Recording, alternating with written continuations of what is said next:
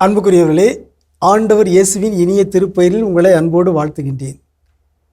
இயேசுவின் ஆளுமை என்னும் தொடரில் இயேசு ஒரு வெற்றி வீரர் என்னும் தலைப்பில் இயேசுவின் வெற்றியின் பரிமாணங்களை அவரது ஆளுமையின் பன்முகங்களாக உங்களோடு நான் பகிர்ந்து கொள்கின்றேன். இயேசு உலகின் மீது வெற்றி கொண்டார். இயேசு சாவின் மீது வெற்றி கொண்டார். இன்று இயேசு அழுகையின் மீது வெற்றி கொண்டார் என்னும் நற்செய்தி உங்களோடு பகிர்ந்து கொள்ள விரும்புகின்றேன். நல்ல ஆளுமைகள், நல்ல தலைவர்கள் தங்களோடு வாழ்பவருடைய அழுகையை போக்குகிறார்கள், அழுகையை துடைக்கிறார்கள், அழுகையின் மீது வெற்றி கொள்ளச் செய்கிறார்கள் என்பது அருமையான ஒரு செய்தி. திருவெளிப்பாடு 5ஆம் அதிகாரம் 4, 5 இறைமொழிகளில் நாம் வாசிக்கின்றோம். சுருளேட்டை பிரித்து படிக்க தகுதி பெற்றவர் எவரையும் காணவில்லை என்று நான் தேம்பி அழுதேன்.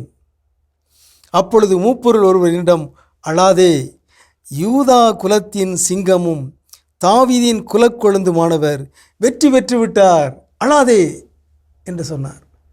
ஆகவே அழுகையின் மீது வெற்றி இயேசு நமக்கு தருகிறார். இந்த உலகில் அழுகிறவர்கள் ஏராளமானவர்கள் இருக்கிறார்கள். பிறருடைய பார்வையில் படும்படியாக அழுகிறவர்களும் இருக்கிறார்கள். யாருக்கும் தெரியாமல் இரகசியமாக அழுகிறவர்களும் இருக்கிறார்கள்.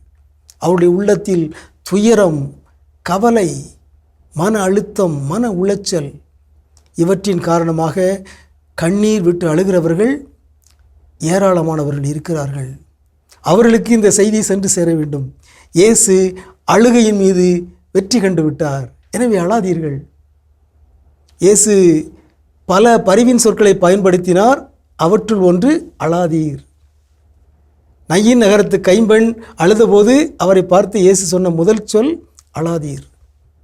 ஆகவே அழுகையை இயேசு வெற்றி கொண்டு விட்டார். நம்முடைய வாழ்விலும் அழுகையை நாம் ஆய்வு செய்ய வேண்டும். அழுவது நல்லது, சில நேரங்களில் அழுவது நல்லது. இயேசுவை போல இயேசு லாசர் இறந்தபோது அவர் கண்ணீர் விட்டு அழுதார். யோவான் 11:35 சொல்கிறது.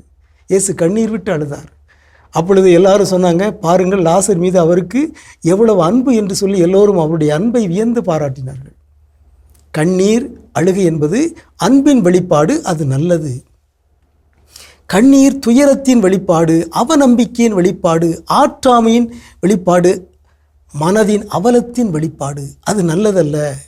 அது நோய்க்கு இட்டு செல்கிறது, அது டிப்ரெஷனை நோக்கி இட்டு செல்கிறது. எனவே நம்முடைய வாழ்விலோ அல்லது நமக்கு தெரிந்தவருடைய வாழ்விலோ இத்தகைய துயர அவல அழுகை இருந்தால் அந்த அழுகையை வெற்றி கொள்ள வேண்டும். இயேசுவை போல அழாதே, இயேசு வெற்றி கொண்டு விட்டார் என்று அவர்களை ஊக்கப்படுத்தி அவருடைய அழுகையை நிறுத்தி அவர்களையும் வெற்றி வாழ்வு வாழச் செய்ய வேண்டும். இதையே நாம் இயேசுவின் ஆளுமையிலிருந்து கற்றுக்கொள்கிறோம். உங்களுக்கு அமைதி உரித்தாகுக.